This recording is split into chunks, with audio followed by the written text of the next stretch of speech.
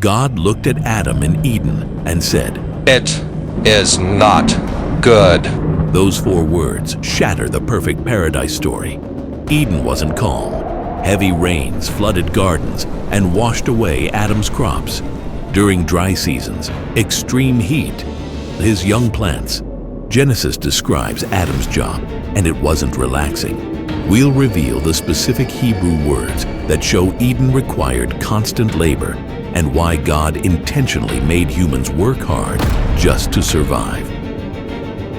Let's start with what Adam actually did every single day. You think farming today is hard. Adam had to wrestle with soil that had its own ideas about growing things. Every morning, he woke up to find his perfect garden wasn't so perfect. Weeds sprouted overnight where he'd planted good seeds the day before. The Hebrew word abad doesn't mean tend gently, like we might think. It means to work hard, to labor with sweat on your brow. Picture Adam on his knees, digging through rich but stubborn earth that clumped together like wet clay. His fingers worked to break apart the heavy soil, preparing spots for new plants. This wasn't light gardening work. This was full-time physical labor. When storms rolled through Eden, they didn't just water his plants. Heavy rains crashed down, washing away entire sections of his work. Adam would watch helplessly as the seeds he'd carefully planted got swept away by rushing water. The soil turned to mud, and young plants drowned in the flood. But the problems didn't stop there. The scorching Middle Eastern sun beat down mercilessly during dry seasons. Adam rushed from plant to plant, trying to shade his young shoots, yet they sagged faster than he could protect them. The same sun that made Eden's colors so bright also threatened everything he'd worked to grow. Genesis 2:15 uses another important word, shamar, which means to guard, to protect against enemies. What enemies existed in paradise? The very elements that made Eden beautiful also threatened to destroy everything Adam built. Rain could become floods. Sun could become drought. Rich soil could grow weeds as easily as good plants. Adam's hands grew calloused from this constant battle against nature itself. Dirt caked under his fingernails. His back ached from bending over rows of plants all day. The garden required his attention from sunrise to sunset, checking for weeds, moving plants to better spots, building barriers against flooding, creating shade for delicate seedlings. This wasn't the regular afternoon most people imagine when they think of Eden. Adam worked harder than any farmer today because he had no tools except his own hands, no machinery to help him till the ground, no irrigation systems to water his plants. Just one man against the forces of nature, trying to keep a garden alive through sheer determination. We want to know, before watching the next part, did you picture Eden as a peaceful garden where Adam just relaxed all day? After learning about the Hebrew words, abad and shamar, seeing how storms destroyed his crops and weeds overtook his plants overnight, has your view changed? Drop a comment below telling us what surprised you most about Adam's daily struggle in paradise. Was it the backbreaking labor, the natural disasters, or something else? But here's where the story gets even more intense. While Adam fought to keep his plants alive, he wasn't the only living thing in the garden. Powerful creatures moved through the shadows, and they weren't all friendly. In fact, some of them saw Adam as prey. Lions padded silently through the tall grass, their golden eyes tracking Adam as he bent over his plants. These weren't the lazy zoo animals we see today behind bars. These were wild hunters, muscles rippling under their fur, waiting for the perfect moment to strike. Adam could feel their stare on his back as he worked, making the hair on his neck stand up. Wolves gathered in packs near the forest edge, their howls echoing through the garden at dusk. When Adam heard those chilling sounds, he knew he needed to finish his work quickly and find safety. Pack hunters were smart, patient, and deadly. They could surround a man before he even realized the danger. The rivers where Adam went to drink water held their own terrors. Massive crocodiles lurked beneath the surface, only their eyes visible above the waterline. These ancient predators had jaws powerful enough to snap a man in half with one bite. Every time Adam knelt to fill his water container, he watched for any movement in the water. Sure, Adam had named these creatures. Genesis tells us God brought all the animals to Adam to see what he would call them. But naming a lion doesn't make it less dangerous. Knowing its name didn't change the fact that it had teeth designed to tear flesh and claws meant to hold prey down. Adam had to stay alert every second of every day. One moment of carelessness while pulling weeds could mean. These predators were patient hunters. They watched, they waited, they learned Adam's routines. He couldn't relax even for a minute because relaxation meant vulnerability. Think about it. Adam was completely alone out there. No fences protected his work area. No weapons hung at his side. Just one man surrounded by creatures built to trying to grow food while staying alive himself. Every rustle in the bushes made him freeze. Every shadow that moved could be his last sight. These weren't tame animals living in harmony with humans. They were wild predators with razor-sharp teeth and hunting instincts. The Middle Eastern lions were known for their aggressive territorial behavior. Wolves hunted in coordinated packs. Crocodiles had remained unchanged for millions of years because they were already perfect machines. Eden's peace wasn't guaranteed. It was earned through vigilance every single day. Adam lived in constant awareness that paradise came with very real, very deadly neighbors who saw him not as their master, but as potential prey. Yet even surrounded by these physical dangers, Adam faced an even deeper threat to his well-being. The predators could only his body, but there was something else in Eden that was slowly killing his spirit.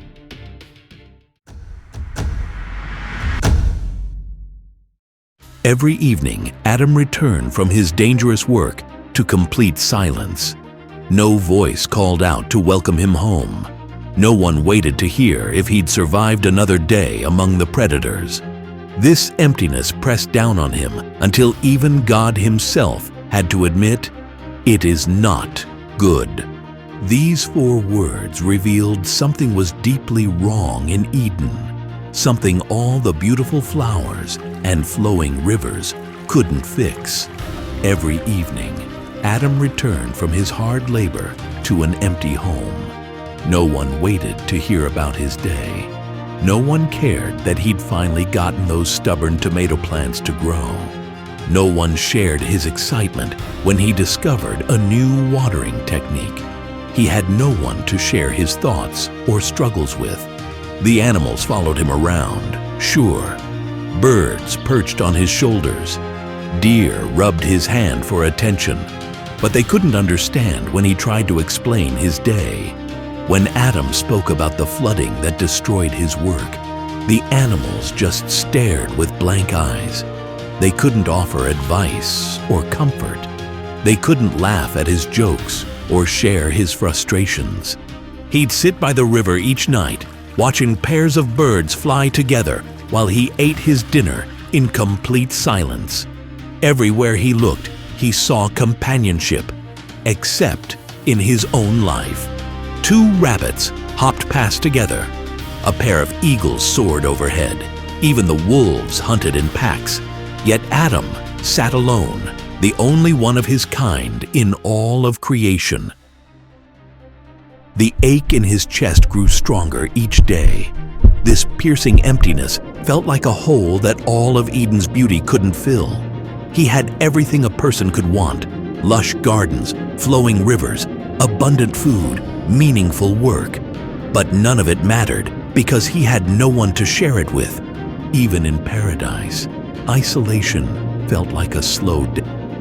It ate away at his spirit bit by bit, making each beautiful sunset feel hollow. What good was living in the most beautiful place on earth if you experienced it all alone? The loneliness pressed down on him, heavier than any physical work ever could. God saw this loneliness destroying his creation from the inside out. This fundamental flaw in paradise couldn't continue.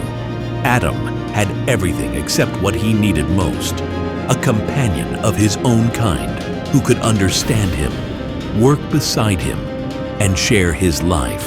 When Eve finally appeared, created from Adam's own side, his cry of joy echoed through the entire garden. At last. He shouted, Bone of my bones, flesh of my flesh. Eden wasn't complete until two people could share its burdens together. The garden suddenly felt alive in a way it never had before. But even with companionship solving Adam's loneliness, Eden held other secrets. Two specific trees grew in their garden. One promised immortality, the other threatened instant, and God had placed them right where Adam and Eve couldn't avoid them. Every morning, Adam and Eve walked past fruit that could either grant eternal life or kill them instantly. These weren't hidden away in some distant corner. The tree of life and the tree of knowledge stood in the heart of their workspace, their branches intertwining above the very ground Adam tilled each day. One tree promised endless life, its fruit glowing with eternal promise. The tree of life stood tall and inviting, its branches heavy with fruit that could grant immortality. But even this amazing tree came with complications. Adam couldn't just eat from it freely whenever he wanted. It represented a choice, a possibility that hung just out of reach. The other tree held even more danger. The tree of the knowledge of good and evil came with a sentence attached. God's command was crystal clear. You must not eat from the tree of the knowledge of good and evil, for when you eat from it, you will certainly die. No exceptions, no second chances, just instant death for anyone who dared to taste its fruit. God placed this deadly tree right where Adam and Eve couldn't avoid it. Like leaving poison in a candy dish, the forbidden fruit hung at eye level, close enough to touch. The placement wasn't random. It was deliberate. God wanted them to face this choice every single day. The forbidden fruit didn't just sit there quietly. It caught the morning light differently than other fruit, almost pulsing with an inner glow. When the wind blew, its scent drifted across the air, sweet, mysterious, unlike anything else in Eden. Adam and Eve's stomachs would growl as they worked nearby, their mouths watering at the aroma. Every task brought them near these trees. Watering plants, walk past the forbidden fruit, pulling weeds, work in its shadow, taking breaks, sit where you can see it hanging there, perfect and untouchable. God designed Eden so that obedience required constant, active choice, not just once, but hundreds of times each day. The presence of these two trees revealed Eden's true nature. This wasn't a paradise where choices didn't matter. God gave them real freedom, terrifying, dangerous freedom. The same hands that planted good seeds could reach for forbidden fruit. The same mouths that praised God could taste rebellion. Eden's design included the possibility of its own destruction. Every sunrise brought a new day of choosing right or wrong. Every sunset meant they'd survived another day of temptation. But tomorrow would bring the same test again and again. The trees waited, patient as death itself. The serpent arrived on a day that started like any other. Eve was working near the forbidden tree when she heard a voice. Not Adam's, not God's, but something new. Smooth, intelligent, curious. The serpent had slithered up beside her, speaking in a voice smooth as honey. Not the hissing you'd expect, but words clear and intelligent, almost hypnotic. This wasn't some random snake.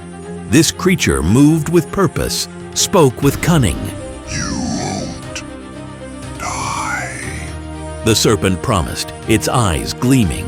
God knows that when you eat from it, your eyes will be opened, and you will be like God, knowing good and evil. The words hit Eve like lightning. Be like God. Know what he knows? The serpent made it sound like God was keeping secrets, hoarding power. Eve's hand moved forward slowly, her heart pounding so loud she was sure Adam could hear it. The fruit seemed to pulse in the sunlight, calling to her. One bite, that's all. Just one bite, and she'd know everything God knew. Her fingers wrapped around the fruit. It felt warm, alive, electric. The snap echoed through Eden as she pulled it free. No thunder, no earthquake, just that small sound that changed the universe. She bit down, juice exploding across her tongue, sweet, complex, intoxicating. Her eyes widened. She was still breathing, still standing. The serpent had told the truth about that part. She spun toward Adam, who had been watching silently the entire time. He hadn't stopped her, hadn't reminded her of God's warning. Now she held out the bitten fruit, juice dripping down her hand. Adam's face showed everything: fear, curiosity, desire. His wife stood before him, transformed but alive. Maybe God had been wrong. Maybe the serpent knew something God didn't want them to know. Adam grabbed the fruit and bit deep, swallowing before he could change his mind. For a heartbeat, nothing happened. Then everything crashed down at once. Their eyes met, and suddenly they saw, really saw, for the first time. Naked, exposed, vulnerable, wrong. Shame hit them like icy water.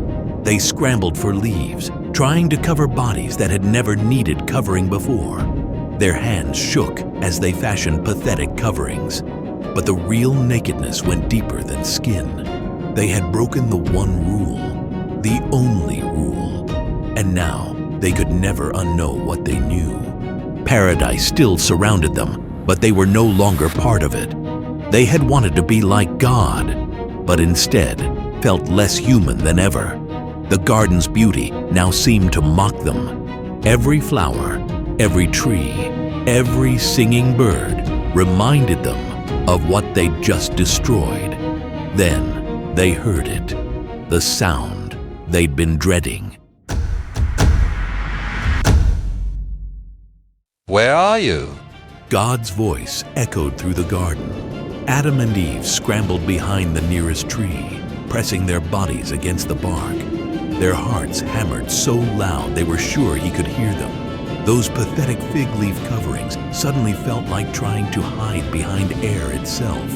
The flowers that once brought them joy couldn't hide their shame.